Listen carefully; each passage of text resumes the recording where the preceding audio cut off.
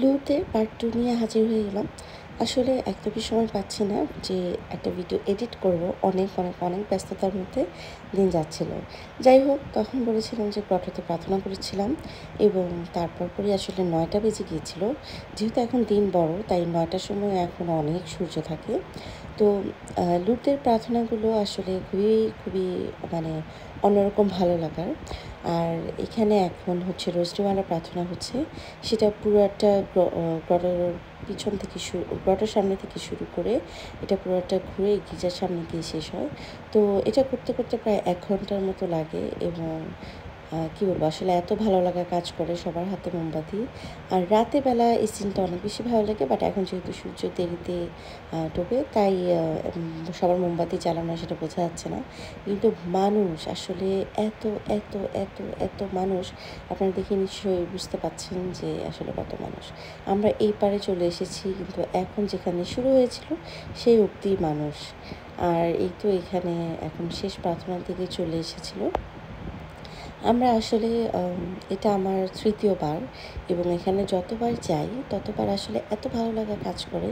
আর এই ভিডিওটা আন্টি করেছিল, কারণ আন্টির সিস্টার সে সামনে পর্যন্ত যেতে পেরেছিল। আসলে তারপর আমরা শেষ হওয়ার পর আমরা খাবার-দাবার খেয়ে হোটেলে ফিরে যাই, কারণ অনেক রাত হয়ে গিয়েছিল আর সারাদিনের একটা ধকলও ছিল।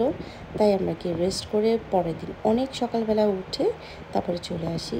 কারণ এখানে এসে লাইন ধরতে হয়। এটা হচ্ছে এখানে গোসল করানোর যে জায়গাটা। কিন্তু এখন এখানে গোসল যদিও করে না কোভিডের পর থেকে, বাট স্টিল এখানে পানির আশীর্বাদ করে এবং সেটা বিশ্বাস নিয়ে আমাদের নিতে হয়। এবং সেটা করার পরে আমরা গ্রটোতে এখানে এসে মিশা শুনেছিলাম। মিশাটা আসলে এইটার সামনে আসলে মিশা শুনতে খুবই অন্যরকম একটা অনুভূতি কাজ করে। তো মিশা শোনার পরে আসলে আন্টি একটু গির্জাটা ঘুরে দেখাবো। তো এখানে স্যাক্রামেন্টের প্রসেশনটা চলছিল। সেদিন ছিল যিশুর দেহ রক্ত পর্বের দিন, তাই স্যাক্রামেন্ট নিয়ে প্রসেশনটা চলছে এবং প্রসেশন দেখার পরে আমরা গির্জার ভিতরে ঢুকে যাই। এটা হচ্ছে ব্যাসিলিকা দু লুত। তো এখানে গিয়ে অনেক ভালো লাগছিল। তো সাথী বার্নারেটের আসল কবরটা কিন্তু নেভারে আছে, সেটা দেখতে যাওয়ার আমার খুবই ইচ্ছা আছে।